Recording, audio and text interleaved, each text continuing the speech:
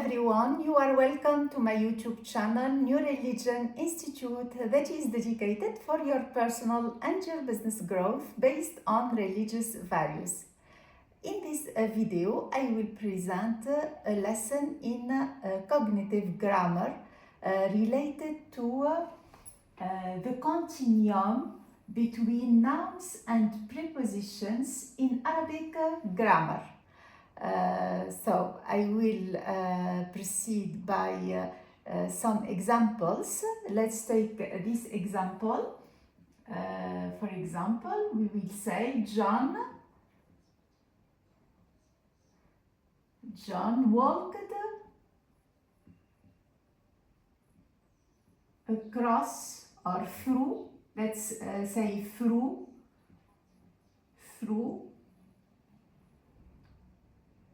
the forest. Okay? And another example with a preposition. Let's say John walked to the forest. In Arabic, through is khilala. Khilala. Khilala is a noun in Arabic. So the grammarians, the Arabic grammarians, classified khilala as a noun. هو ظرف مكان. It's a noun that indicates the space. A place.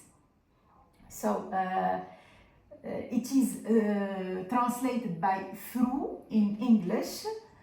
This is different from English because in English through is a preposition like to. It may be an adverb or an adjective, but here we are focusing on through as a preposition. So when we compare through with to in English, we'll discover that they are in the same category, grammatical category, which is the noun, which is the prepositions. They are both prepositions. For Arabic, it's different. It's different because khilala, it's a noun, and to, it's translated in Arabic with ila. Ila in Arabic, on the contrary of khilala, is a preposition. So in Arabic, khilala is a noun, but it's not a prototypical noun. The grammarian, Arabic grammarian, say it's اسم غير متمكن في الاسمية. It means that it's khilala is a noun that is non-prototypical. It's not the prototype of nouns, but it's a noun. Whereas ila, it's a preposition in Arabic. It's harf in Arabic. So the continuum is here, it's present in Arabic rather than English, because in English they are already in the same category. So in Arabic there is a continuum between khilala and ila, and I will explain this through these two examples, and maybe I'll add other examples. So we have John walked through the forest. So here in this sentence we have like khilala, that is a grammatical element. It's included in the closed categories, المقولات المغلقة, and this is based on the grammar of space that is established by Leonard Talmy and Langecker. Ron Langecker. So let's focus on the terminology of Leonard Talmy, which was the theoretical basis of my habilitation research. Oh, sorry. I'll show you the book, my book. It's written in Arabic, and in Arabic the title of it is الأبنية الذهنية للفضاء مقاربة نحوية عرفانية لظروف المكان. And in English, the construals of space in Arabic grammar. And it is applied to ظروف المكان, the prepositions that are dedicated to space. ظروف المكان in Arabic, the adverbs of space.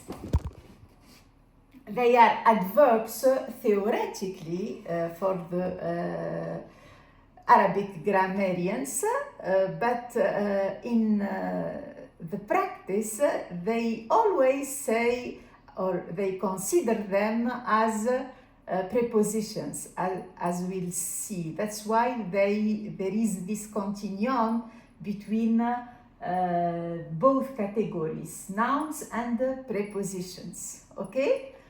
So let's analyze the first example. John walked through the forest.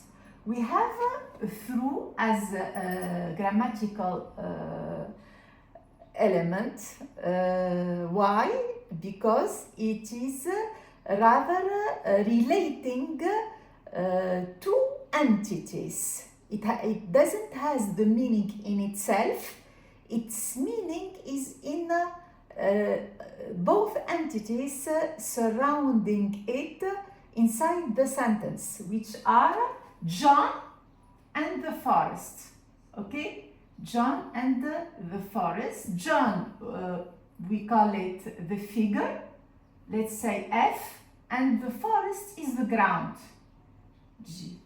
F, it's the figure because it's very much non-stable entity. John can move, and it is more salient in the sentence and in the consequently in the attention of the speaker and the hearer. John is more salient than the forest. The forest is the ground. Why? Because it's more stable. It's stable in comparison with John that moves. Through, although it is a noun and it is supposed to have its meaning in itself, to have a conceptual content that is inner the element, the linguistic element, which is called the open category in the terminology of Talmy. It's not the case at all, as we'll explain. Its meaning is in the ground, the forest, and it is very much similar to tutu, ila, which is officially and theoretically a preposition in Arabic. So John walked to the forest.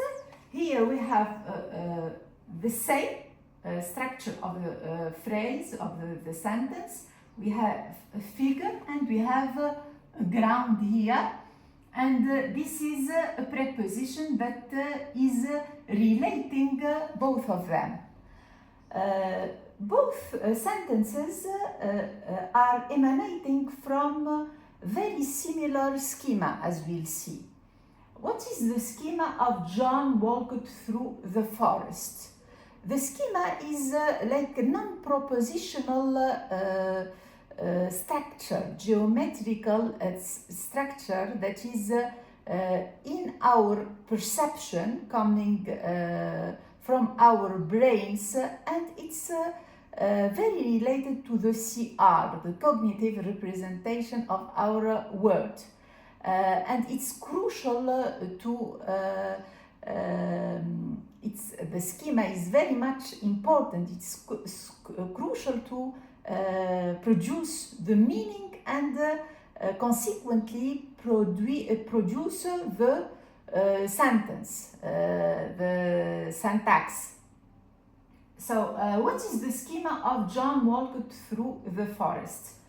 Let's consider the forest like this, composed by trees. So, John, where is John? John will be inside the forest. Walked through the forest presupposes that John, which is the figure, this is the figure Surah, John, and the ground is the forest. This is the ground. So John is walking in the forest like this. This is the schema. It's a path. It's a straight path through the forest, inside the forest. This is called the path schema. Path schema. So through it's the expression of the path schema. What about Ilah? Ilah, we can make its schema like this. This is the forest. When we say John walked to the forest, the figure is inside the forest or outside it, in the starting point. It's outside it because we say to the forest. It presupposes that the figure is here. It's outside the forest. So let's say, for example, John will walk from his house here to the forest. So he is here. For example, the house is here. The starting point is here. He walked to the forest. So it's a schema that is similar to our first schema, the schema of a through. So the figure, this is the figure, and this is the ground. And the path schema is like this. We can say that he went across the forest. Maybe Ilah presupposes that, presupposes that maybe he is here, until here, he didn't cross, and maybe he crossed.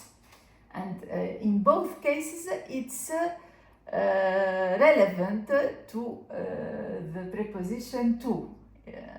So, what about the similarity between the both schemas? They are similar. They are very much similar.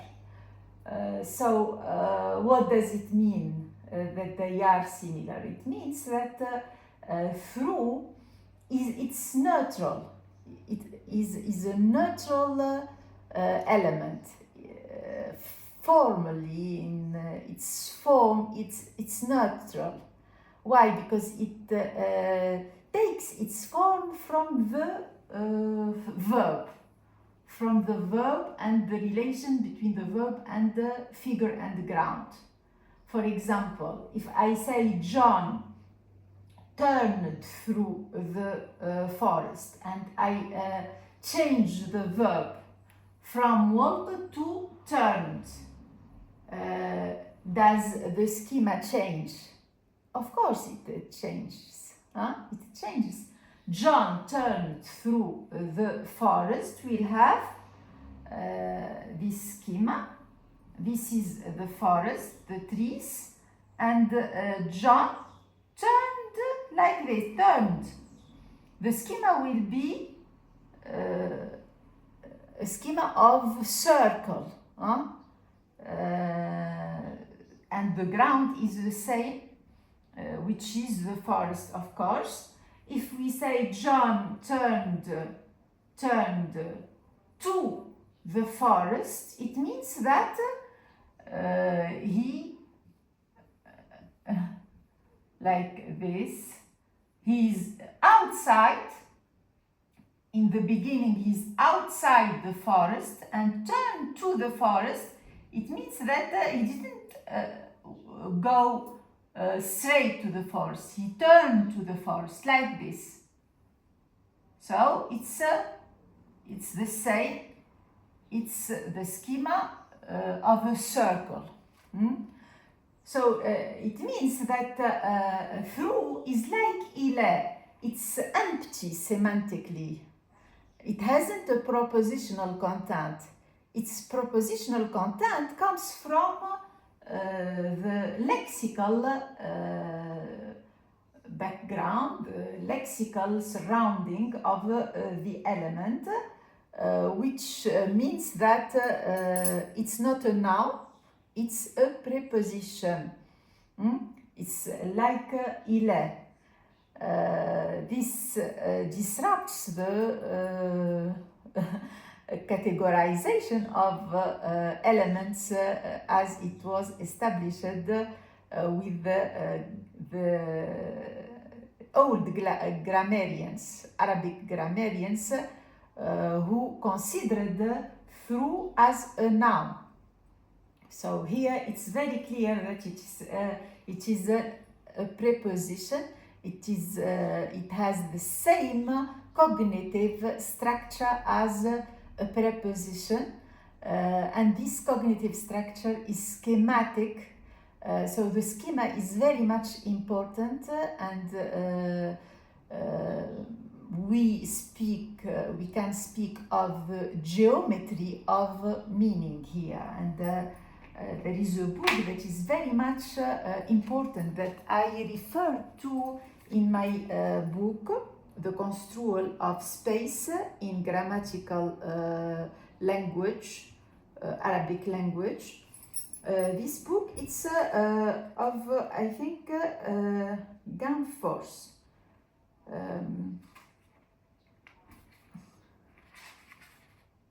Just a minute, I'll see the reference. So, the author is Garden Force, The Geometry of Meaning, yes, Semantics Based on Conceptual Spaces. You'll have the book in the screen. So, it's very much important book that I read, and I found in it a lot of good ideas to introduce to our Arabic language and to apply to our lexical elements and grammatical elements. The topological maps, what we call the topological maps, are very much important. Why? Because they exist in our brain. We have in our brain the schema of our body. It exists. This is a discovery of the latest experiences in neurology. So the schema of the body, we have it in our brain, and it's crucial to understand language and to produce it. For example, the schema of in front and behind, the schema of up and down, center and periphery. For example, there is experience on people that were asked about their future. The researchers noticed that they turn forward like this. They turn forward. If they are asked about their past, they turn behind, backwards. This means that in front and behind is a schema that is structuring our behavior and our perception. It's emanating actually from the conceptual metaphor. The future is in front and the past is behind, which is not in the reality, but it's in our body, it's the body in the mind, our perception to the world. And there is another experience as well that is very much interesting, that they asked the person who was like drinking hot water about a friend, to describe a friend of him. He spoke about a bad friend. Bad. Another person, they asked him while he's drinking hot drink about one of his friends. Describe to us one of your friends. He talked about a very nice friend.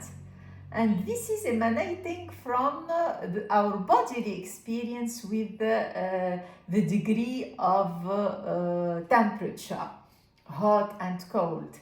So we call this emotions are warm, is warm.